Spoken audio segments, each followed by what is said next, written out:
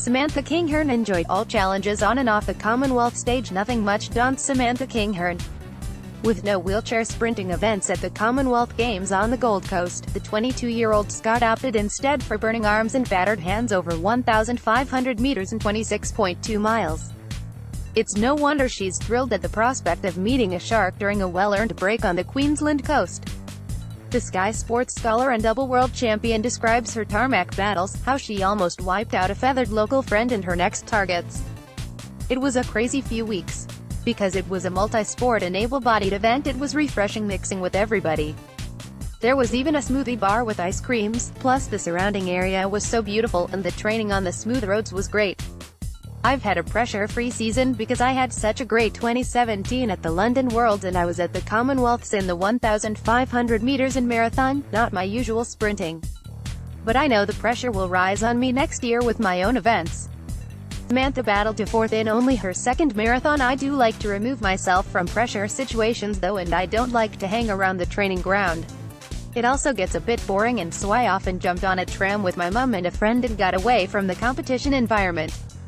I went to the zoo, which was amazing and made me forget about everything else. I know being an athlete is my job and I need to compete well, but it can be scary with the pressure. The kangaroos were my favorite. They were so soft and I didn't expect that. The koalas were also cute, but they do sleep a lot and smell funny. Despite the marathon lurking on the horizon on the last day of competition, I had to stay focused for the 1,500 meters. I was up against the highly rated Australians and so my goal was top 6.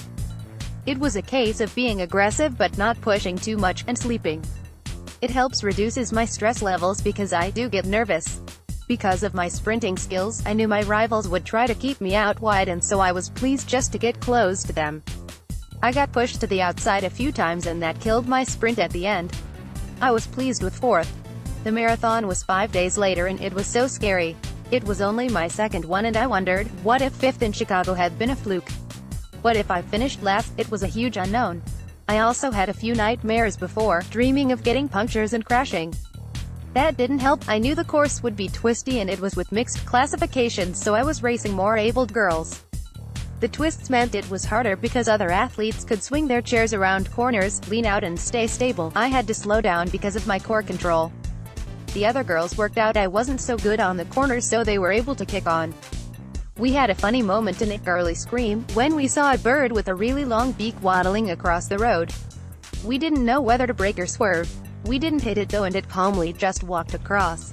The Australian racers were a tough match for Samantha. Right, I was worried about concentration and one of the guys on the team gave me a word quiz. I soon figured that out, but it was easy to get distracted. I was trying not to look at anything too much, but I was also aware of not wanting to look like someone getting tired. I do remember passing 3 cheesecake factories. My neck hurt the most. I'm used to looking down in the sprints, but in the marathon you're looking up and with your arms, they're just going round and round and round. They were burning. The first 10K was really fast and I did a PB in the first half. After 17 miles I was sore, but I felt good again. Between miles 21 to 25 and the last mile was so tough. The hill at the end was definitely getting steeper.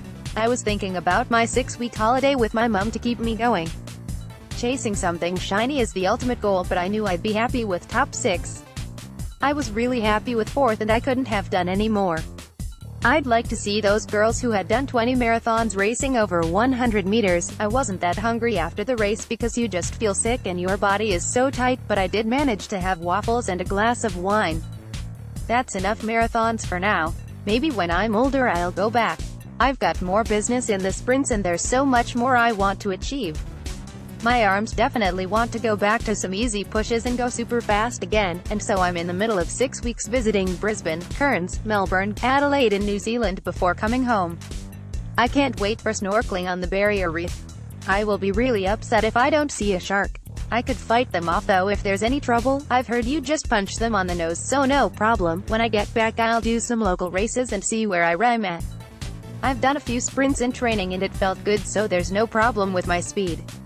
I'll need some work on fast starts because my build up to the Commonwealths was all about endurance rather than power. I'm changing all that so I can get back to going fast again.